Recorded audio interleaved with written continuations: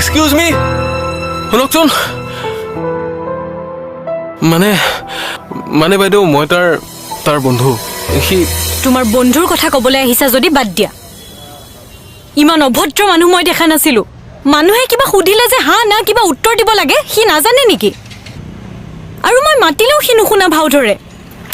বাইদেউ আপুনি ভুল বুজিছে, সি সেইবোৰ বুজি নাপায়।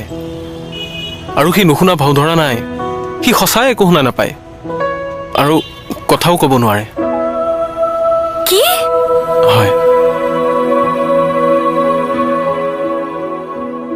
ইমান ভাগ্য তাৰ থাকিলে কথাই নাছিল বাইদেউ। তাৰ নাম সৌৰভ।